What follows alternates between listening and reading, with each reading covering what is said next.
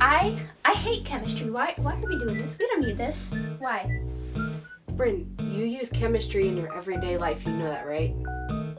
Liar. Prove it. Follow me to the kitchen. Alright, so today we are going to be making Texas Roadhouse rolls with cinnamon honey butter. First, your ingredients. You're going to need 1 packet of active dry yeast, 1 1/4 cups warm milk, which we have in the microwave, 1/3 cup of granulated sugar. Just grab the thing of sugar, thank you. 1 cup of unsalted butter, just grab a stick of butter. A large egg, which is in the fridge, 1 teaspoon of kosher salt,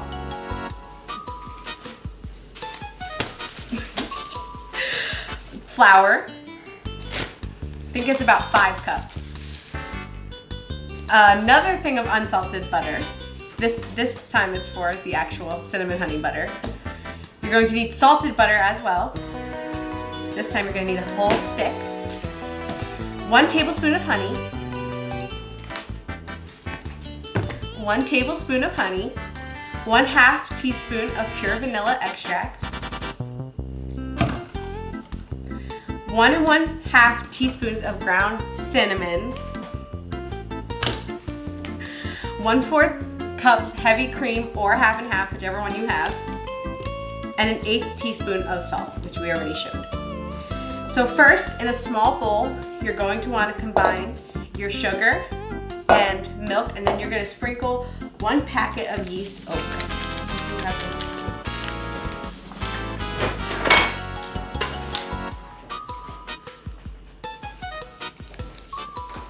I'm trying to make a joke. I don't think we're keeping it.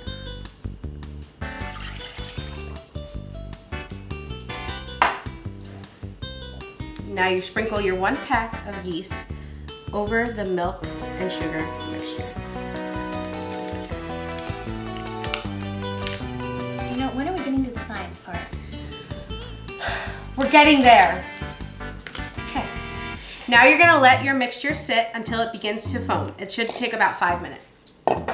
Now that the yeast mixture has started to foam, we add it to our large mixing bowl.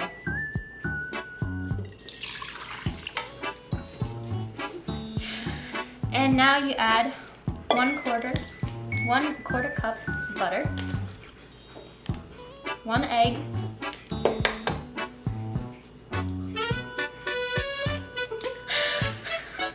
Preferably without the shell. preferably without the shell, and 2 cups of flour. Salt. Oh, salt, and 2 cups of flour. Eyeball it. 1 cup.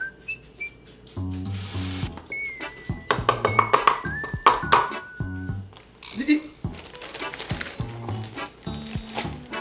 cups. That is accurate measuring right there. Now that you've added the first part of your ingredients, you want to blend the mixture on medium speed. Until it is smooth. That was not medium speed. Don't try this at home, folks. As your mixture smooths, you're going to continuously add about 2 tablespoons of flour at a time until the dough becomes not sticky, but like kind of tacky.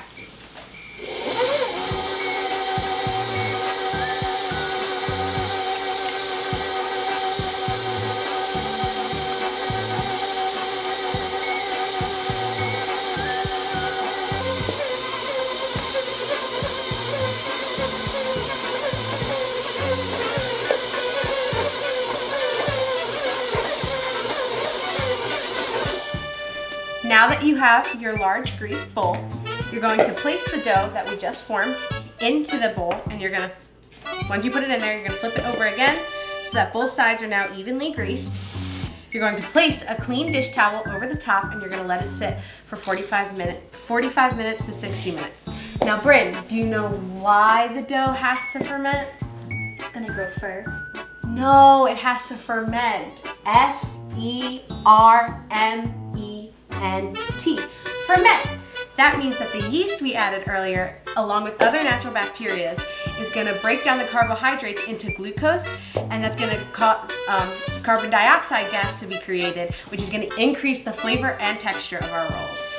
Oh, so CO2 makes the dough rise. Exactly. Want to know who first made the discovery that yeast was the primary agent in fermentation? Not really. Well, I don't care. Let's go.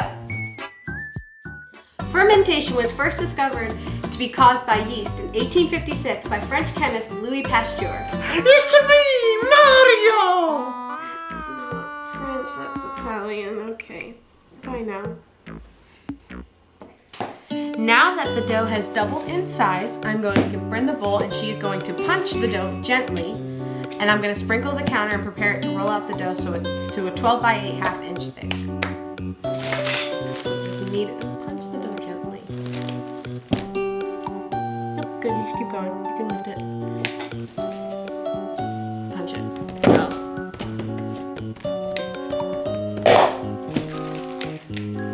Good. See the bubbles that are in there? Mm-hmm. Those are all from carbon dioxide being created.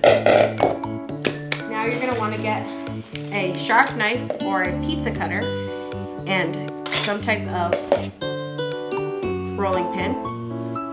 Just gonna roll it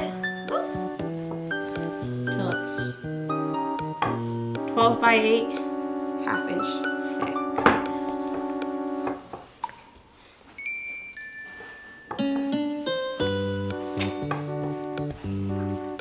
And while we're doing this, Bryn, can you go preheat the oven? So you're gonna wanna set your oven to about 350 degrees, and you should preheat it start preheating about 20 minutes before you're gonna put it in the oven, just to give the oven enough time to get up to temperature, because you're gonna bake it for about 12 to 15 minutes.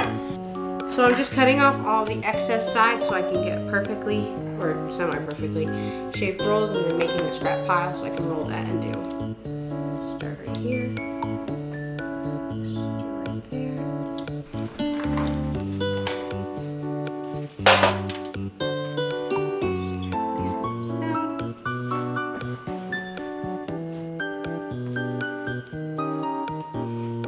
Unhappy where you put it, Bruno.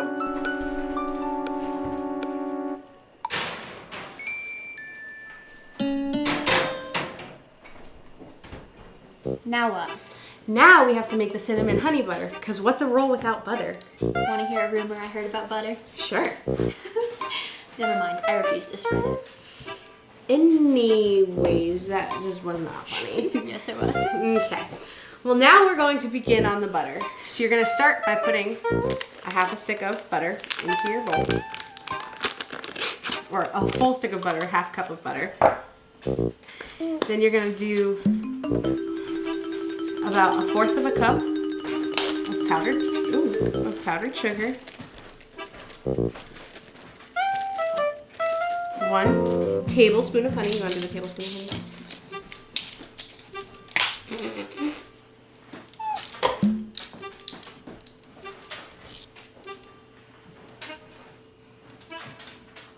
And be very generous with it. Perfect.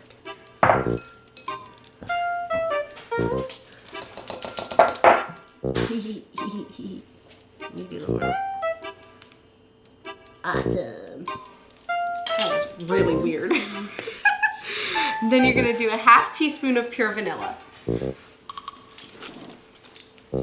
love the way that vanilla smells. But you know it tastes like really bad. Just like telling you, it tastes really bad. You do 1 1/2 teaspoons of cinnamon. But we'll just like watch this. We're just gonna shake it. I didn't even open it.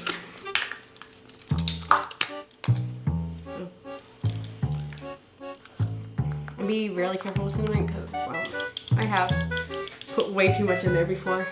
So that was awkward for everybody. I made like a brown pie. It was awful. Worst thing I've ever eaten in my life. Alright. Alright, and then you're going to add 1/4 heavy cream.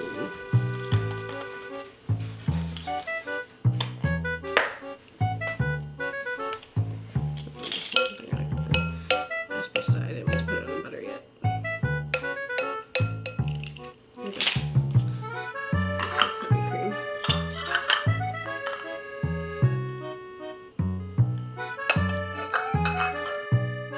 Now, Bryn, if you can see, the combination of the butter and the heavy cream forms what we call an emulsion. At this point, it just sounds like you're cursing. I'm not, I swear, it's really a real thing.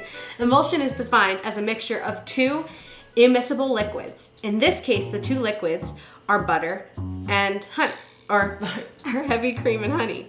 If you look in the bowl, the heavy cream and honey don't mix, and the honey stays on this side of the bowl, and the heavy cream stays on this side of the bowl. Oh yeah, you're right. I guess there's a first for everything. Anyway, there are 3 different types of emulsions. The definition's kind of complicated, so I'm just gonna read it. There are 3 different emulsions: temporary, semi-permanent, and permanent. This particular type of mixture that I just made is a permanent emulsion because we have an emulsifier, which is the butter. But if we were to just mix the honey and the heavy cream together,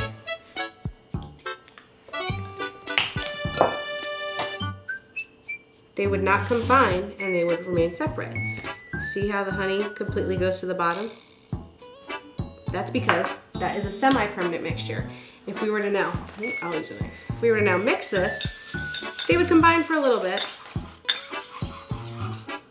but eventually they would separate. But now because we have the emulsifier, they won't separate. Ooh, fancy. I told you. Whatever. And now we have a break to hear from our sponsors. We have sponsors? Oh, yeah.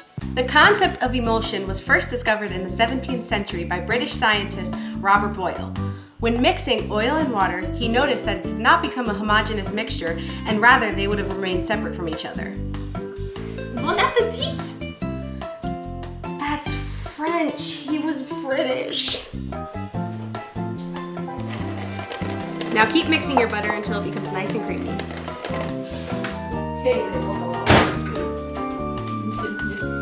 Now you're gonna melt about a half a stick of butter, and you're going to get a little pastry brush, and you're gonna brush all of the rolls with a little bit of melted butter. Then once they cool, you can serve and enjoy.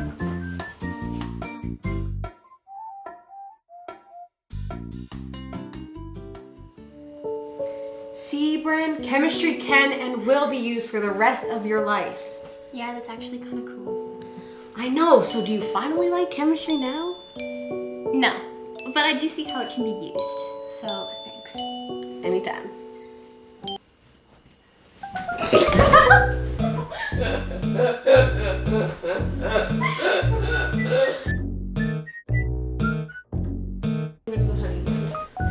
Look it, they're rising! Chemistry. Chemistry!